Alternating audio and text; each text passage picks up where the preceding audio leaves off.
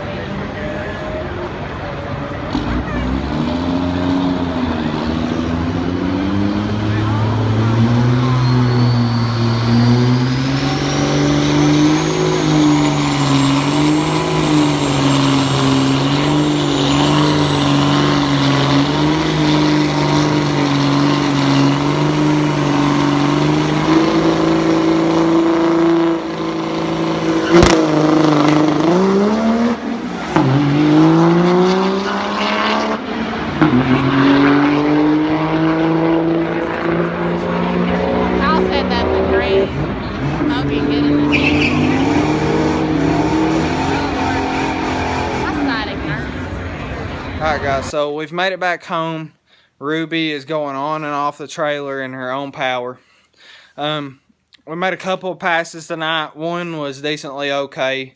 The second one actually had a 1.860 foot, and I was really impressed with that, which it's still able to increase because I left it such low boost due to my first pass where I tried to leave in a different gear, a lot more PSI, and it just bogged the whole truck down because the side of the track that I was on was a little more grippy than the other side from what I was hearing.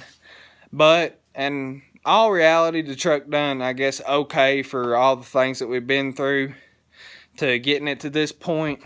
It performed actually a little worse than I was expecting, but all in all, it was okay.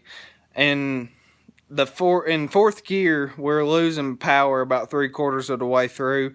I ain't completely been over everything yet. It's kind of late, and I'll probably look into it tomorrow. But for some reason, we were losing power. But that's pretty much going to wrap up this video. We'll catch back up with y'all tomorrow. Hit that like button and subscribe. Tune back in and see what else we can't get into.